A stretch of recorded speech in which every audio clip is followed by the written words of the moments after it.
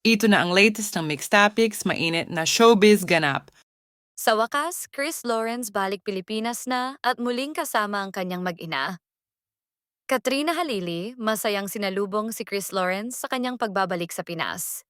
Nagbahagi si Katrina Halili sa Instagram ng isang nakatutuwang ganap kung paano nila sinalubong ng kanyang anak na si Katie ang pagbabalik sa Pilipinas ng singer na si Chris Lawrence.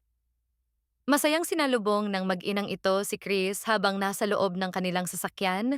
Bitbit ang makulay na karatula na may nakasulat na "Welcome home, Dada" at isang cutout na nagpapakita ng nakakatawang mukha ng singer. Ilang linggo din na wala si Chris sa Pilipinas dahil sa kanyang mga show sa Amerika at sa Canada, dahilan para maging sobrang busy ni Chris at hindi makasama ang kanyang mag-ina na sina Katie at Katrina. Dahil dyan, sobrang na-miss nila ang isa't isa, kaya sa airport pa lang ay excited na ang mga ina. Katrina expressed her excitement for his return with a short but affectionate caption.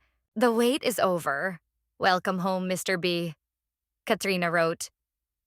Nakinakiligan naman ng kanilang mga fans at mga kasama sa showbiz. Katrina's close friend, actress Sheena Halili, couldn't resist dropping a playful comment teasing Katrina's visibly blooming aura. "May ganyan ka na ha. Girl na girl ka ngayon," Sheena teased. Samantala, kung matatandaan, sa isang video na ibinahagi noon ni Katrina, napaluha si Kat dahil sa ibinahagi ni Sheena tungkol sa kanyang napansin sa aktres. Ayon sa pinsan ni Katrina na si Sheena na nag-iba umano ang kanyang aura ngayon, mas gumanda, mas happy. At masaya din siya na sa wakas ay nagkaayos na sila ni Chris Lawrence para sa kanilang anak na si Katie.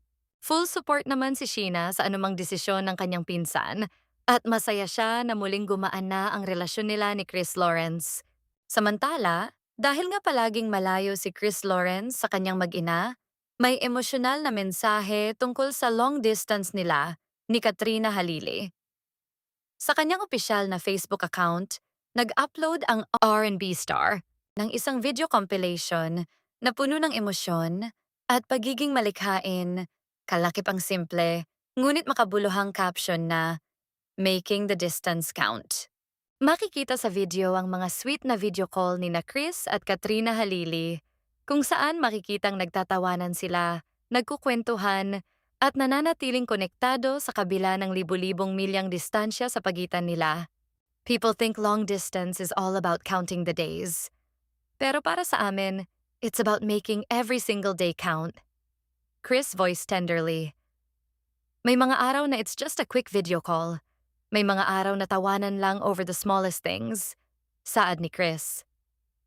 Kitang-kita sa pahayag ang katapatan ni Chris sa kanilang relasyon, kung saan nakatuon siya sa dahan-dahan at tuloy-tuloy na pagbuo ng matibay na pundasyon ng walang anumang pressure sa kanilang dalawa ni Katrina.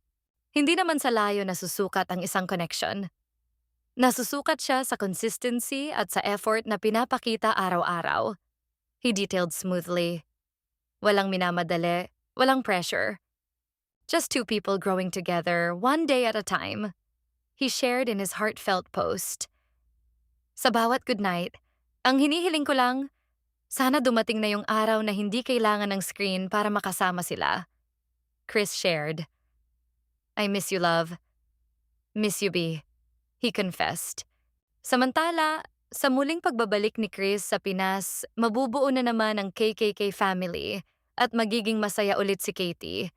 Dahil magkakasama na naman ang kanyang mga magulang, syempre hindi lang si Katie at Katrina ang masaya sa muling pagbabalik ni Mr. B. Kundi masaya din ang kanilang mga tagahanga at kanilang mga taga-subaybay. Looking forward naman ang mga fans sa mga videos at travels na magkakasamang muli ang KKK family.